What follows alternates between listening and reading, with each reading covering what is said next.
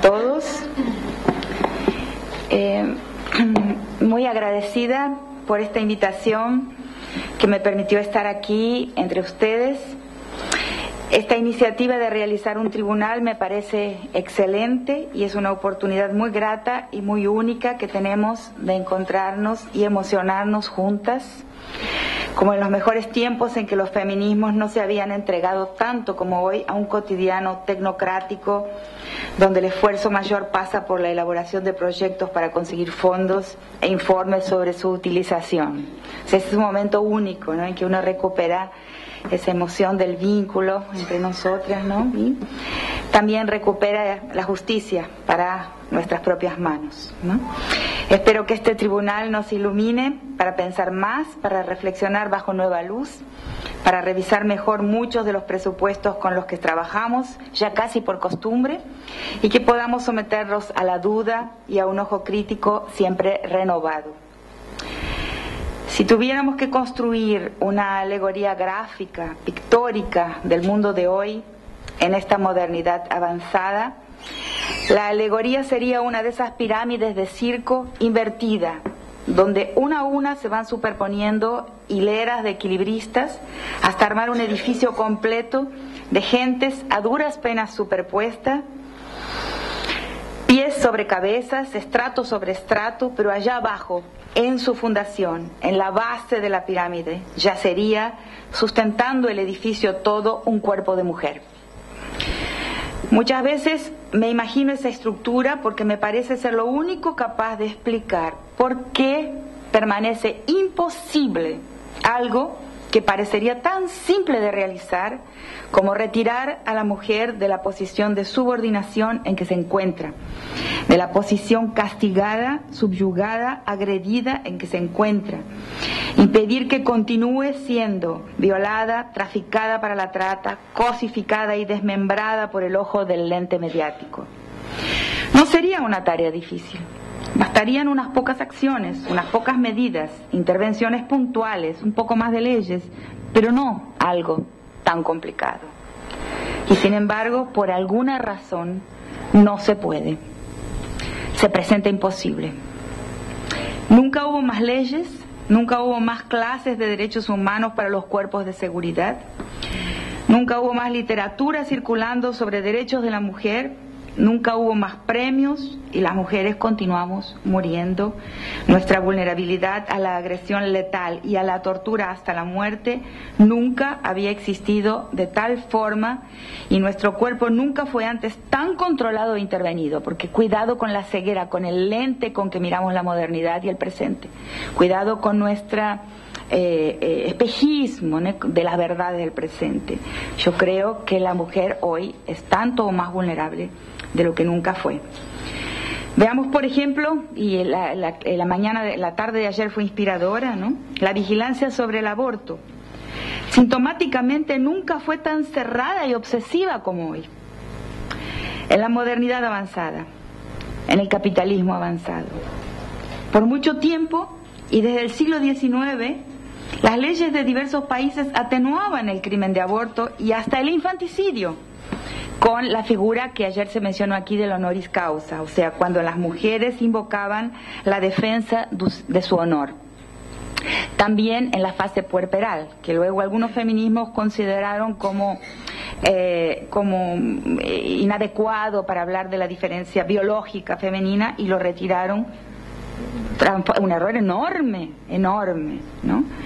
Por ejemplo, el feminismo de mi país, de Argentina, que retiró el atenuante sobre infanticidio, diciendo que no existen las hormonas, que no existe la acción bioquímica en el cuerpo femenino, y con eso nos privó de un importante elemento. Y el tema del infanticidio, por ejemplo, la acusación de infanticidio indígena, en este momento en Brasil es un tema central en el que están siendo criminalizadas las mujeres de las aldeas indígenas.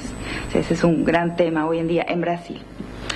Entonces tenemos la idea de un avance porque hay una inflación legislativa o porque hay más ley, porque hay una multiplicación de las leyes, una multiplicación de los refugios, una multiplicación de las políticas públicas, pero, por ejemplo, en Brasil muere una mujer asesinada cada 2 horas.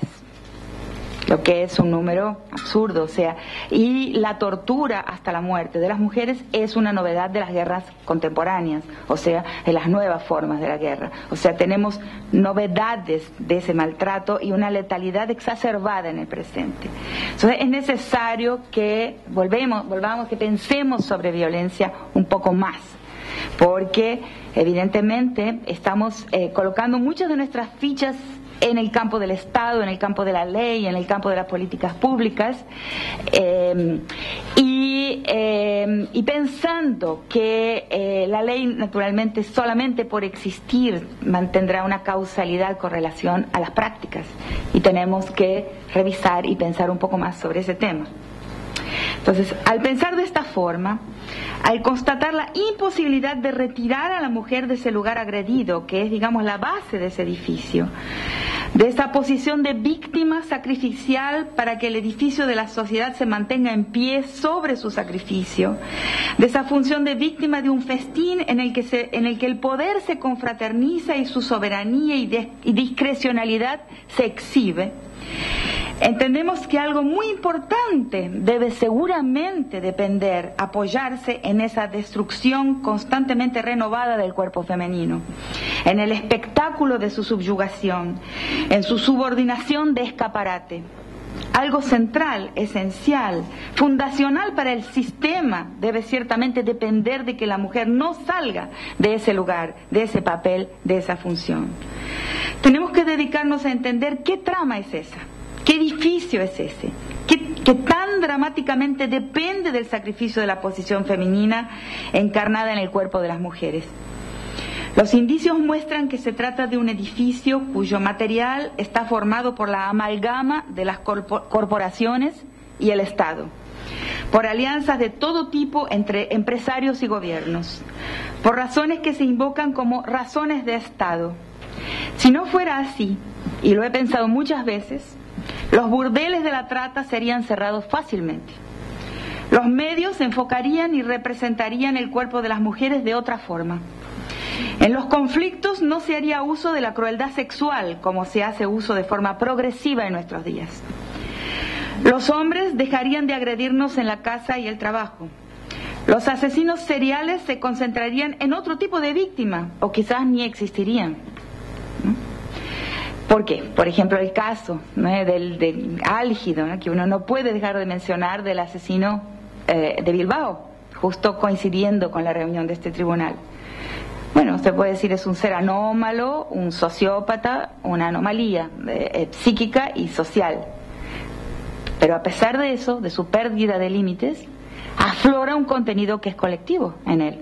Aflora un contenido que está en la mentalidad compartida de toda la sociedad, que es la misoginia y el racismo. Sus víctimas no son cualquier persona, no son los hombres pelados, no son los hombres bajitos, no son sus vecinos de la otra cuadra, son víctimas precisas que expresan la frontera de la raza y del género.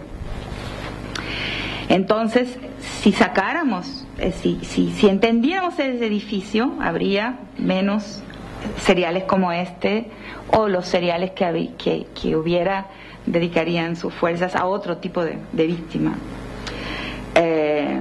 No habría pornografía. Los trabajos y actividades de las mujeres tendrían el mismo valor y prestigio que los trabajos y actividades de los hombres. Ganaríamos lo mismo que ellos. Abortaríamos cuantas veces nos viniese en gana, lo juzgásemos necesario y sin dar explicaciones. Y todas las relaciones, sin excepción, serían más igualitarias.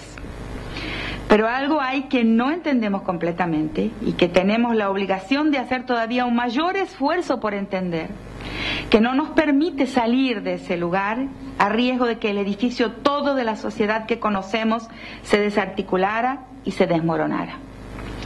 De algo tengo certeza: para pensarlo tenemos que desguetificar el problema de la mujer, pensarlo entrelazado como cimiento y pedagogía elemental de todas las formas de poder y subordinación: la racial, la imperial, la colonial, la de las relaciones centro-periferia, la del eurocentrismo y las otras civilizaciones, la de las relaciones económicas.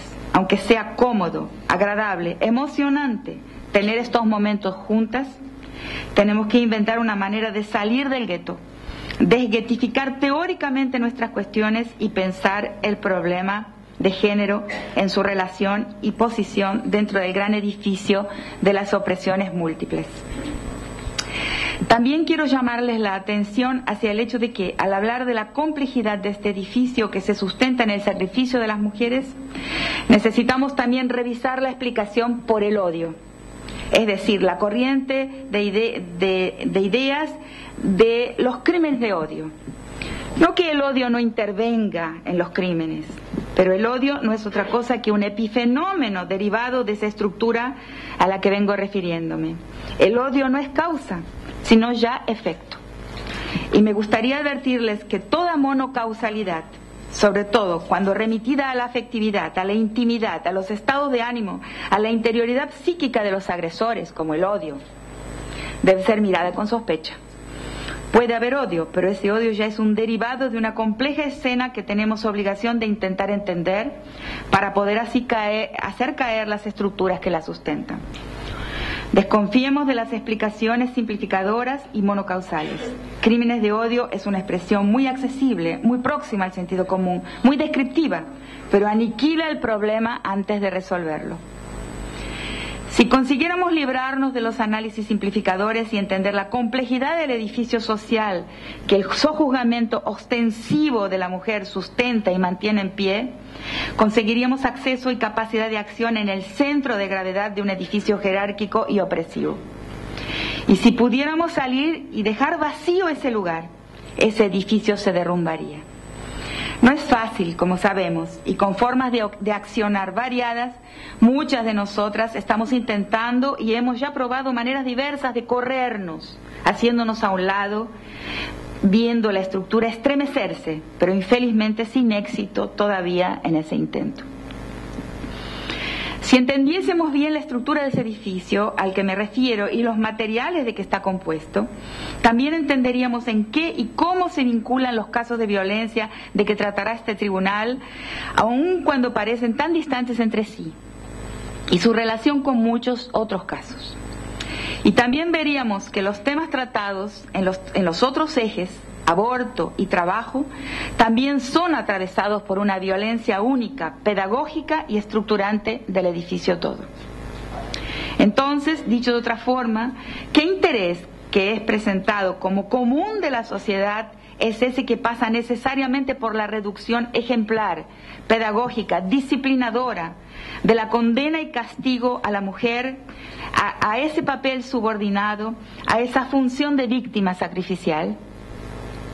Y percibamos también que junto a esa reducción de su posición y junto a la función social de esa subordinación se encuentra también el arrinconamiento falacioso del problema de género a un costado oscuro y restricto, parcial, particular y por fuera de los temas de interés definidos como de interés general y universal, los temas masculinos, salud, educación, etc. Nosotros somos transversales, lo que es un eufemismo, impidiendo que veamos la centralidad que tiene el tema de la subordinación femenina para la construcción del edificio jerárquico y opresivo del conjunto de las sociedades. A esa reflexión me han llevado los temas elegidos para ser tratados por este tribunal, así como las exposiciones del día de ayer, casos que fueron muy adecuadamente elegidos. Es interesante que en la selección de estos casos por la organización del tribunal, ninguno de ellos tuviera letalidad, es decir, que en ningún caso hubiera terminado en óbito. Por lo tanto, las víctimas todas, de una forma o de otra, pueden todavía defenderse y esperar una victoria. Es decir, son casos con esperanza para la víctima y por lo tanto para nosotras, lo que nos pone a trabajar con más ahínco y más urgencia. En primer lugar, quisiera felicitar a las organizadoras por haber elegido un caso de tortura cuasi legal ocurrido en el corazón de Europa. Les agradezco y las felicito porque es una práctica común apoyar la supuesta superioridad moral de Europa, colocando todos los horrores del lado de allá, es decir, de nuestro lado, en ultramar. Pero este tribunal no actuó de esa manera y repatrió la crítica, colocó el mal, la ilegalidad, el atropello y la barbarie aquí, en la propia Europa. Este caso es un caso de acción paraestatal por parte de agentes del Estado. Y este es un tema sobre el cual podríamos debatir largamente, sería muy interesante hacerlo. Ya lo ha debatido en su momento con el fiscal, yo lo he debatido en su momento con el fiscal Castresana, por ejemplo. ¿Se trata del Estado que delinque o se trata de la duplicación estructural de ese Estado que deberá siempre actuar sobre la población con una mano legal y una mano oculta? Es un gran tema que interesa muy especialmente a las mujeres. Pues, ¿puede el Estado, a través de sus agentes, actuar siempre dentro de la legalidad? ¿Conseguiría controlar la sociedad? ¿Lo hace? ¿Lo consigue? ¿Alguna vez lo ha conseguido? Entonces, en el caso de la tortura durante los 5 días de incomunicación de la mujer vasca, nosotros vemos un Estado duplicarse, tener una fase legal y un actuar ilegal por uno de sus agentes. Es un caso interesantísimo y personalmente he aprendido mucho al leerlo, ¿no? Aquí me remito a autores como Eugenio Raúl Zaffaroni con su obra El enemigo en el derecho penal, analizando la doctrina jurídica del alemán Gunther Jacobs, que es completamente contemporánea, pero tiene ecos clarísimos de la doctrina jurídica de Carl Schmitt, en la que se sustentó el nazismo, o sea, la duplicación del Estado en una ilegalidad, en una paraestatalidad frente a su enemigo interno. Y ahí se ubica perfectamente el caso de la mujer vasca en los 5 días de incomunicación. No podemos pensar sin subsidios, no podemos vivir exclusivamente en la dimensión práctica. Necesitamos de los autores para renovar nuestra reflexión y corregirla. Necesitamos de teoría. El segundo caso, ¿no?, en el que vemos puesto por un vídeo, a través de un video, es el caso de una mujer colombiana desplazada, viviendo entre los millones de desplazados en ese país que se han ido alojando en las serranías que cercan el valle de la ciudad de Medellín, formando un paisaje que habla por sí mismo como un texto de lo que es la expulsión forzada, el despojo forzado. Pues bien, se encuentra una vez más en ese su nuevo hábitat, asediada ella, su pequeño negocio de venta callejera de alimentos y sus hijos por una banda de milicias paramilitares. De nuevo, ¿no?, la guerra, ¿no?, la paraestatalidad acobertada y refugiada y protegida por el Estado. En esa coacción que sufre, el medio es la violación, no el crimen sexual, dicho simplemente, como se lo llama a veces, produciendo y reproduciendo un malentendido muy instrumental para el poder, tal como ejercido a través de los medios y de las autoridades. No un crimen sexual, sino una agresión por medios sexuales. Ella es coaccionada, atormentada por 2 violaciones a manos de la misma cuadrilla paramilitar, y también aquí surge el tema de lo paraestatal y se ve forzada a perder todo para salvarse y salvar a sus 2 hijos. Lo interesante es que denuncia la coacción, denuncia la agresión, pero desiste, ¿no?, también coaccionada por un Estado, por su Estado, de denunciar la agresión sexual, que le sirvió de medio a esa agresión, porque el Estado no lo acoge. Para el Estado el crimen sexual es siempre un tema de la intimidad. Aunque digamos que no, aunque legislemos, aunque haya personas dentro del campo del derecho, pero en el Estado es incómoda siempre esa agresión que pertenece al orden de la intimidad. Es un tema de la particularidad de las mujeres y somos siempre en nuestras quejas empujadas a ese lugar. Entonces, el otro caso, no los estoy exponiendo en el orden en que van a aparecer, es el de una joven que se defiende de la agresión física de su compañero y por eso es procesada y condenada. No es que él no lo fuera también, pero la justicia vasca, desobedeciendo a una reglamentación interna de la ley española que equitativamente prevé punir de forma diferenciada y más severa la agresión del hombre a la mujer que la agresión de la mujer al hombre, desconoce esa justicia de la Fiscalía vasca, desconoce esa ley española, ¿no?, y juzga a la mujer por su defensa propia, no acepta la figura de la defensa propia. Por lo tanto, estos 3 casos, a medida que los leía, fui llegando a la idea de que se tratan los 3 de ejemplos de una violencia jurídica, o sea, que es la justicia aquí la perpetradora de violencia. Y por lo tanto es también el Estado. Y ahí deberíamos un día reunirnos para pensar qué se puede esperar de un Estado que es inescapablemente patriarcal en su fundación y en su historia. Muchas gracias.